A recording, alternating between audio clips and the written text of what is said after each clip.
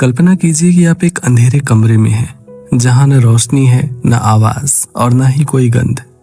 तो क्या आप ये जान सकते हैं कि लाल रंग क्या होता है, मिठास क्या होती है? शायद नहीं। तब तक आपका दिमाग एक कोरा कागज है और आज आप जो कुछ भी जानते हैं वो कुछ और नहीं, आपके सेंस ऑर्गन द्वारा लिया गया एक अनुभव है। दर्शन शास्त्र की दुनिया में इस विचार को अनुभववाद कहते हैं।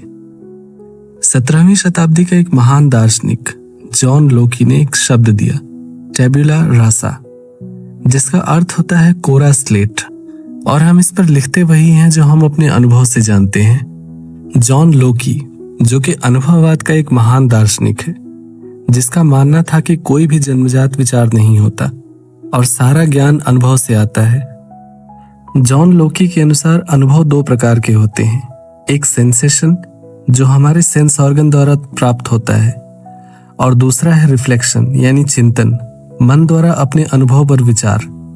इस विचार ने तर्कवाद को चुनौती दी। जॉन लोकी ने अपनी एक किताब an essay concerning human understanding में ज्ञान की प्रकृति की खोज जन्मजात विचारों को नकारते हुए अनुभव पर जोर दिया। जॉन लोकी ने ऑब्जेक्ट के कैरेक्टर को दो हिस्सों में डिवाइड किया और उसे इसने नाम दिया क्वालिटीज, और एक को कहा प्राइमरी क्वालिटीज, जो कि आकार और गति के बारे में बताती है, और साथ ही ये बताया कि ये एक ऑब्जेक्टिव सब्जेक्ट हो सकता है, मतलब प्रत्येक व्यक्ति के लिए एक समान। और दूसरा सेकेंडरी क्वालिटी, जो कि रंग, स्वाद और गंध के विषय में बताता है, ये सब्जेक्टिव हो सकता है, मतलब अलग अलग व्यक्ति के लिए इसके अलग अलग मायने हो सकते हैं। उदाहरण के लिए एक सेब की कल्पना कीजिए। इसका आकार प्रत्येक व्यक्ति के लिए एक हो सकता है, लेकिन इसकी गंध और रंग अलग अलग व्यक्ति के लिए अलग अलग हो सकता है। जॉन लोकी की एक फेमस लाइन है, let us suppose the mind to be as we say white paper, void of all character and without any idea। यही आधुनिक विज्ञान की एक नींव है। इसका अर्थ यह है कि हमें ये मानना चाहिए कि हमारा दिमाग एक सफेद कागज है और हम इस पर वही लिख सकते हैं जो हमने अनुभव किया है। जॉन लोकी के अनुसार ज्ञान विचारों के बीच सहमति या असहमति को समझने की क्षमता है। इसका सीधा सा अर्थ यह है कि हम बाहरी वस्तुओं को नहीं जानते, हम केवल आइडियाज को जानते हैं। ज्ञान तब उत्पन्न होता है जब हम दो आइडियाज के बीच के संबंध को पहचानते हैं, और जॉन लोकी के अनुसार विचारों में 4 तरह के संबंध पॉसिबल है। पहला, समानता और भिन्नता, जैसे कि 2 लाल होते हैं, वो नीले नहीं हो सकते क्योंकि लाल और नीला इन दोनों का स्पष्ट भिन्न है। और दूसरा है रिलेशन यानी संबंध, जैसे 2 और 2 4 होते हैं। और कॉज एंड एक्शन का संबंध एक यूनिवर्सल नेचर का होता है। और तीसरा है नेसेसरी कनेक्शन, वास्तविकता की समझ के लिए कुछ एब्स्ट्रैक्ट आइडिया को निकालना और उन्हें किसी और आइडिया से रिलेट कर देना। उदाहरण के तौर पर एक आम की कल्पना कीजिए। आप सोचेंगे कि यह पीला है, यह मीठा है और यह रसदार है, क्योंकि आपको यह ज्ञान है कि आम में ये तीनों गुण एक साथ मौजूद है।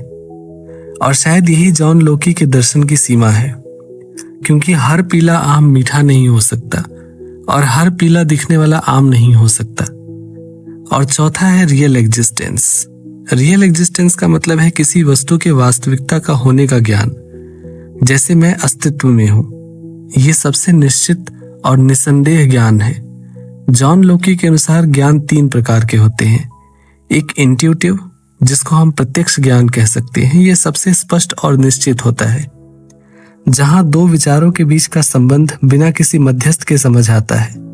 उदाहरण के लिए सफेद काला नहीं है और काला सफेद नहीं है, यह अंतर एकदम स्पष्ट है। इस बात को समझने के लिए हमें किसी तीसरे मध्यस्थ विचार की आवश्यकता नहीं है। दूसरे तरह का ज्ञान है डिमॉन्स्ट्रेटिव, तार्किक ज्ञान, जहां 2 विचारों के संबंध सीधे सीधे नहीं बल्कि तर्क के माध्यम से समझे जाएं। उदाहरण के लिए मैथमेटिकल थ्योरम, जिसमें एक तर्क प्रधान है। और तीसरा है सेंसेशनल नॉलेज, जहां अस्तित्व का ज्ञान सेंस ऑर्गन से मिलता है। उदाहरण के लिए आग गर्म है, यह पूर्णतः अनुभव पर निर्भर करती है, जो कि हमें हमारे सेंस ऑर्गन से मिलता है। अनुभववाद का दूसरा विचारक जॉर्ज बर्कले ने अनुभववाद को और आगे बढ़ाया।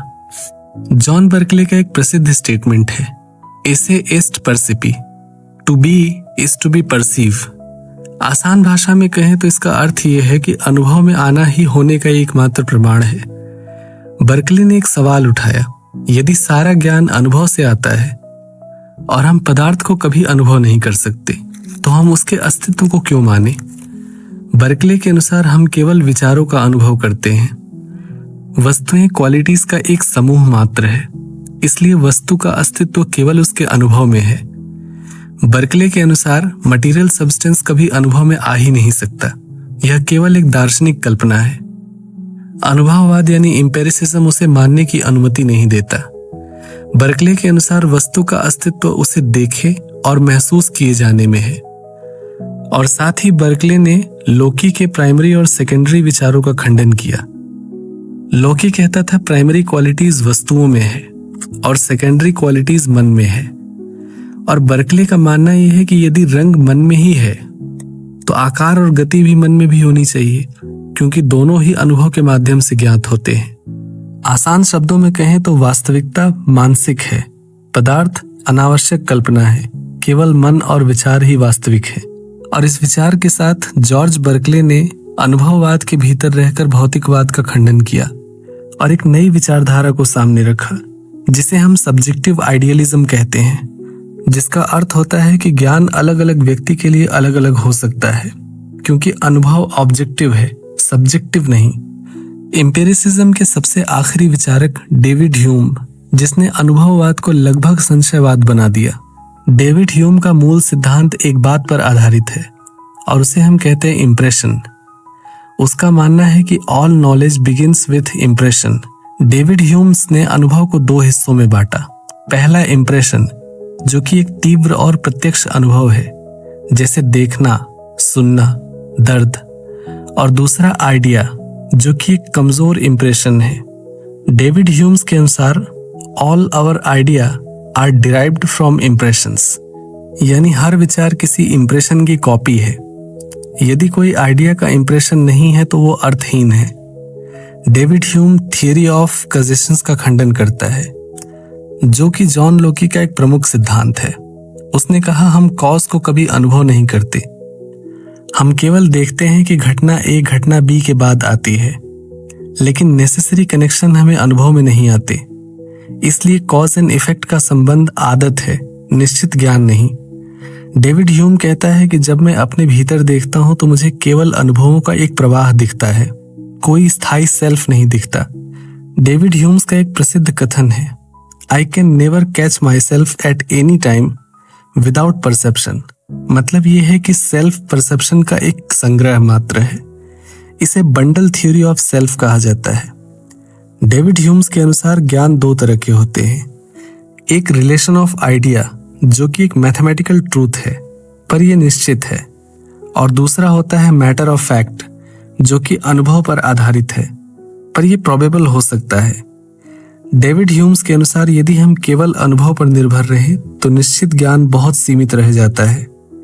इस तरह जॉन लोकी से अनुभववाद की शुरुआत हुई और बर्कले ने उसे लगभग आदर्शवाद बना दिया, और अंत में डेविड ह्यूम ने इसे लगभग संशयवाद तक लाके खड़ा कर दिया। पर ऐसा नहीं है कि अनुभववाद की जड़ें केवल पाश्चात्य दर्शन यानी वेस्टर्न फिलॉसफी में है।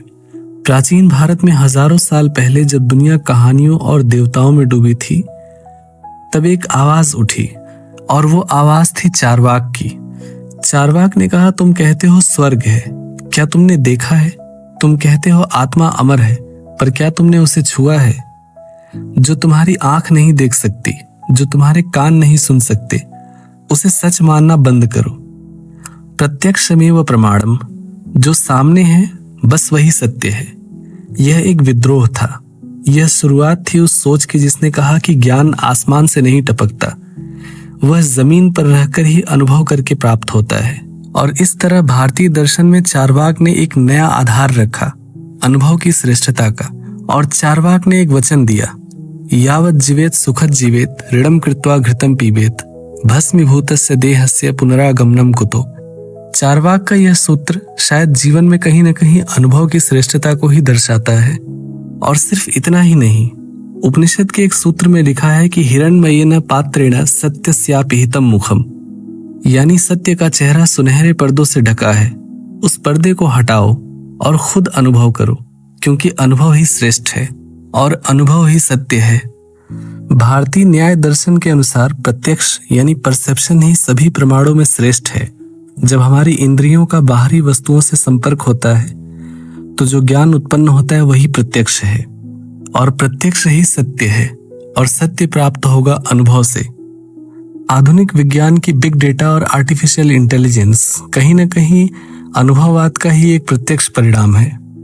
उदाहरण के लिए, अगर आप चैट जीपीटी या जेमिनाई जैसे किसी प्लेटफॉर्म पर कोई इमेज क्रिएट करते हैं तो वो इमेज इसलिए कर पाता है क्योंकि उसके पास करोड़ों पन्नों का डेटा अवेलेबल है और उसने उस डेटा के माध्यम से उस हर इमेज की संभावना को देख रखा है, जो कि कहीं न कहीं अनुभववाद की पराकाष्ठा है।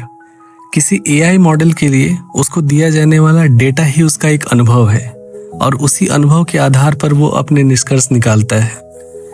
पर जो समस्या आज से कई साल पहले थी वही समस्या आज भी आर्टिफिशियल इंटेलिजेंस के सामने होगी। उदाहरण के लिए, डेविड ह्यूम्स ने प्रॉब्लम ऑफ इंडक्शंस के बारे में चेतावनी दी थी। उन्होंने कहा था कि सिर्फ इसलिए कि कल सूरज उगा था, यह इस बात की तार्किक गारंटी नहीं है कि वह आज भी उगेगा या कल भी उगेगा। और यही समस्या आर्टिफिशियल इंटेलिजेंस के साथ है।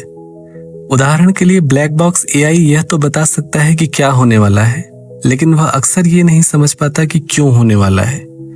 यदि एआई को दिया गया अनुभव यानी डेटा बाइस्ड हो तो उसका ज्ञान भी दूषित होगा, क्योंकि इसमें तर्क की कमी है। शुद्ध अनुभववाद कभी कभी लॉजिक की कमी पैदा करता है। यही कारण है कि एआई कभी कभी ऐसी बातें कह देता है जो तथ्यों के आधार पर गलत होती है, और अंततः शायद आप इस कंक्लूजन पर पहुंचेंगे कि जो आपके अनुभव में नहीं था वह ज्ञान कभी आपका था ही नहीं। इसलिए हमेशा उपनिषद का वचन याद रखें, हिरण्मयेन पात्रेण सत्यस्यापि हितं मुखम, यानी सत्य एक पर्दे में छुपा हुआ है, एक पर्दे से ढका हुआ है। पर्दे को हटाइए और सत्य को अनुभव कीजिए।